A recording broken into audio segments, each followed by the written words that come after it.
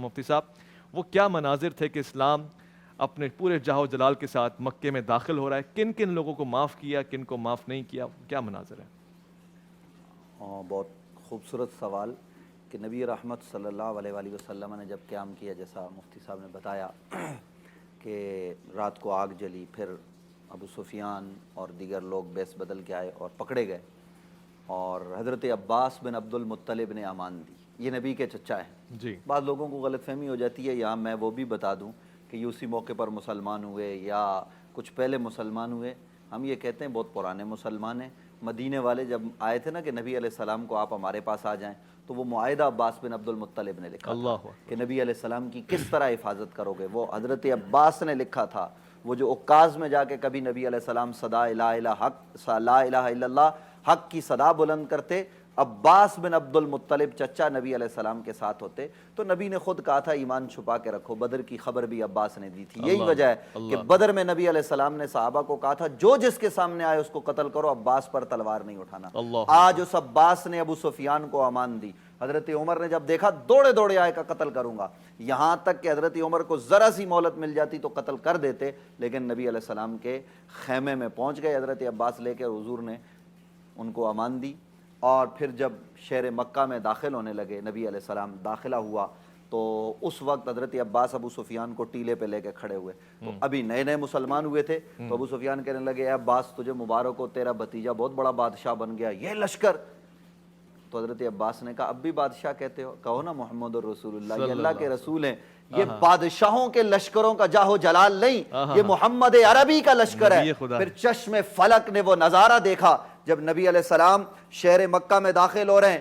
فاتح بڑے بڑے کائنات میں آئے جنہوں نے کھوپڑیوں کے مینار بنائے، ایسے بھی فاتح آئے کہ جنہوں نے تورا بورا کو مسمار کر کے رکھ دیا، جنہوں نے ہیروشیما اور ناگا سانگی کی اینٹ سے اینٹ بجا کے رکھ دی۔ لیکن ایک فاتح تاریخ میں وہ بھی ہے جب وہ شہر میں داخل ہو رہا ہے، اور اس شہر میں داخل ہو رہا ہے جس میں اس فاتح کو جو پر ظلم و ستم کے پہاڑ توڑے گئے، پتھر مارے گئے، زمین پر لٹایا گیا، اوجڑی ڈالی گئی، آج اس شہر میں وہ فاتح داخل ہو رہا ہے۔ اور فاتحانہ انداز کیا ہے کہ ریش مبارک جس سواری پر سوار ہے اس کے کجاوے سے لگ رہی ہے، اور نبی رحمت صلی اللہ علیہ وآلہ وسلم یہ تلاوت کر رہے ہیں اذا جاء نصر اللہ والفتح ورأیت الناس يدخلون فی دین اللہ افواجا فسبح بحمد ربک واستغفر انہ کان توابا۔ یہ فاتح داخل ہو رہا ہے۔ اویس بھائی، جب کوئی آدمی بڑا کہیں جاتا ہے تو بڑے اپنے وزیر مشیر دائیں بائیں رکھتا ہے، لیکن اس روز فاتح عالم نبی رحمت نے اپنے ساتھ نہ ابو بکر کو رکھا، نہ عمر کو رکھا، نہ عثمان کو رکھا، نہ علی کو رکھا، نہ طلحہ کو رکھا، نہ زبیر کو رکھا، نہ سعد کو، نہ سعید کو، نہ عبد الرحمن بن عوف کو، نہ کسی اور بڑے صحابی ابو عبیدہ بن جراح سمیت کسی کو رکھا۔ وہ بھی صحابی ہے، وہ بھی بڑا ہے، لیکن پرانے عرب والے ان کے نزدیک کوئی مقام نہیں تھا۔ تو نبی علیہ السلام نے اسامہ کو اپنی اونٹنی پر بٹھا کے پیغام دیا کہ میں ایسا فاتح ہوں کہ جھک کے داخل ہو رہا ہوں اور میرے ساتھ اسامہ ہے۔ اور پھر جب نبی علیہ السلام صحن حرم میں داخل ہوئے، آج مکہ والے حیران تھے، پریشان تھے، کپ کپی تاری تھی کہ نہ جانے آج کیا حکم ملے۔ اور یہی ہے کہ صحابہ نے اعلان کر رکھے تھے کہ آج ہم بوٹیاں اتاریں گے، آج ہم بدلے لیں گے۔ صحابہ کو کوئی ذاتی دشمنی نہیں تھی، وہ بدلہ لینا چاہتے تھے، تو ان کے پیش نظر نبی کی ذات تھی کہ اس شہر میں نبی پر پتھراؤ کیا گیا، اس شہر سے نبی کو بدر کیا گیا، اس شہر میں بلال کو گھسیٹا گیا، عمار کو جلایا گیا، آج ہم اس شہر کی اینٹ سے اینٹ بجائیں گے۔ صحابہ تیار تھے۔ مصطفیٰ نے کہا نہیں، آج لوگوں کی گردنوں کو مارنے کا نہیں، لوگوں کے دلوں کو فتح کرنے کا دن ہے۔ اور نبی علیہ السلام اس حال میں جب صحن حرم میں داخل ہوئے تو لوگوں پر کپ کپی تاری تھی۔ حضور نے اعلان کیا کہ آج جو صحن حرم میں آ گیا میں نے اس کو معاف کر دیا، جو اپنے گھر کا دروازہ بند کر کے بیٹھ گیا میں نے اس کو معاف کر دیا۔ پھر مزید کہا جو ابو سفیان کے گھر میں آ گیا میں نے اس کو بھی معاف کر دیا۔ یہ ابو سفیان کے گھر کا انتخاب کیوں؟ مصطفیٰ کسی کا احسان نہیں رکھتے۔ مصطفیٰ نے تو عبداللہ بن ابی کے لیے کہ اس نے حضرت عباس کے لیے کبھی قمیض دی تھی، تو جناب حضرت عبداللہ بن ابی کے لیے نبی علیہ السلام نے اپنی قمیض دے دی، وہ احسان کا بدلہ تھا کہ اس نے کسی موقع پر قمیض دی تھی۔ تو آج نبی رحمت صلی اللہ علیہ وسلم نے ابو سفیان کے گھر کو بھی جائے امان کہا، کیونکہ ایک دفعہ نبی علیہ السلام پر پتھراؤ ہو رہا تھا، اوباش پیچھے لگے ہوئے تھے، ابو سفیان نے دروازہ کھولا تھا مکے میں کہ محمد صلی اللہ علیہ وسلم اندر آ جائیے، حضور آئے تو ابو سفیان نے ان بچوں کو بھگایا،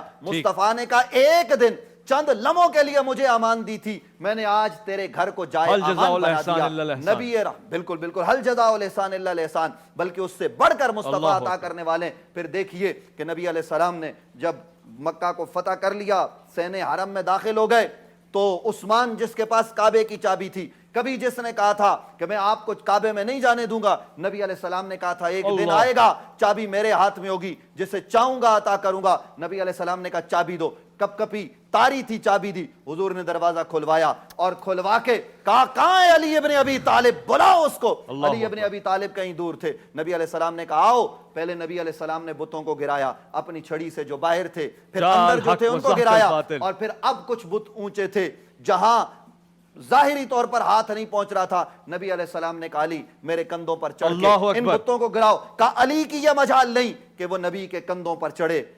حضور علیہ السلام نے کہا نہیں علی میں حکم دیتا ہوں چڑھو، تو حضرت علی نے نبی علیہ السلام کے کندھوں پر قدم رکھے۔ ہم اس علی پر قربان جو مصطفیٰ کے کندھوں پر سوار ہوا، ہم اس ابو بکر کی عظمتوں کو لاکھوں سلام کرتے ہیں جس کے کندھوں پر نبی سوار ہوئے۔ یہاں کوئی مقابلے کی بات نہیں ہے۔ حضرت علی نے بتوں کو اتارا، کہا علی کتنے بلند ہو گئے ہو؟ حضرت علی نے کہا میں چاہوں تو عرش کو پکڑ لوں، میں اتنا بلند ہو گیا ہوں۔ تو حضرت علی کرم اللہ وجہ الکریم نے کعبے کو بتوں سے پاک کر لیا۔ اب باری تھی آذان کی، تو سامعین سنے، ناظرین سنے کہ نبی علیہ السلام نے اس موقع پر کسی اور کو نہیں بلکہ بلال حبشی کو بلایا، وہ جس کو مکے کی تپتی ہوئی ریت پر گھسیٹا جاتا تھا، اسے کعبے کی چھت پر چڑھایا اور کہا اذان دو۔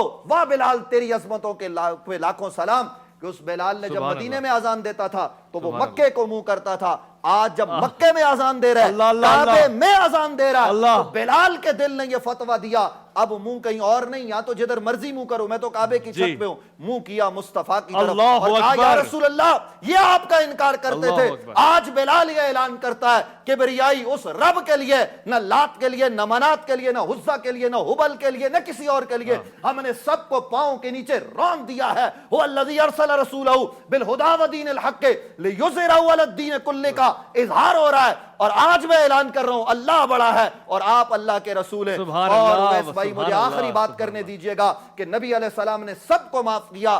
ایک موقع پر ہند آئی اور کہنے لگی کیا مجھے بھی معافی ملے گی؟ حضور نے قسم کھائی تھی جنہوں نے میرے چچا حمزہ کو شہید کیا میں بدلہ لوں گا۔ وہ واشی آیا، وہ ہند آئی، نبی علیہ السلام سے کہا کیا ہمارے لیے معافی ہے؟ یہ کون معافی مانگ رہا ہے؟ ذرا سوچئے اویس ربانی صاحب، کون معافی مانگ رہا ہے؟ جنہوں نے کلیجہ نبی کے چچا کا نکالا تھا، چبایا تھا، ناک کان آنکھیں نکال دی تھی، ظلم کے پہاڑ توڑے تھے، یہ حضرت امیر حمزہ سید الشہداء پر۔ آج اس واقعے کو پڑھ کے انسان کے رونگٹے کھڑے ہو جاتے۔ مصطفیٰ نے بے گور و کفن اپنے چچا کے لاشے کو دیکھا تھا، وہاں اللہ کے نبی نے قسم کھائی تھی بدلہ لوں گا، لیکن جب یہ آئے تو نبی علیہ السلام سے کہا کیا ہمارے لیے بھی معافی ہے؟ حضور نے فرمایا ہاں میں نے تمہیں بھی معاف کر دیا، لیکن ایک بات ضرور ہے، اے واشی، اے ہند، آج سامنے آ گئے ہو، آئندہ میرے سامنے نہ آنا، کیونکہ یہ بشری تقاضا تھا، مجھے چچا کے زخم یاد آتے ہیں۔ اس طرح نبی علیہ السلام نے ان کو معاف کیا، اور یہ بات بھی کائنات کے لیے روشن مثال ہے۔ اکرمہ جو ابو جہل کا بیٹا ہے، مکے سے بھاگ گیا، غیرت مند آدمی تھا، کیسے سامنا کروں؟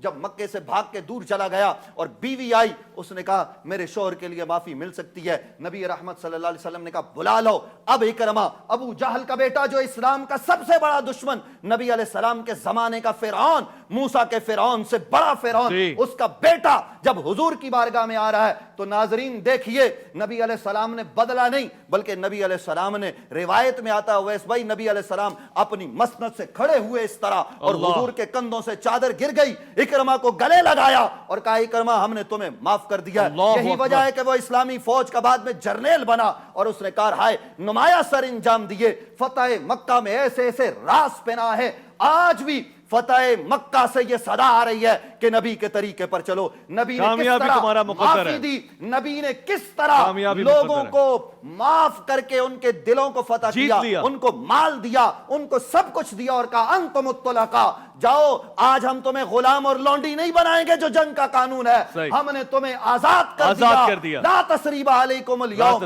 آج کے دن کوئی تم پر مواخذہ نہیں ہے, میں رحمت للعالمین ہوں, جو تم نے کیا وہ تمہارا نظریہ تھا, آج جو میں کر رہا ہوں وہ اللہ کے نبی کا سلوک.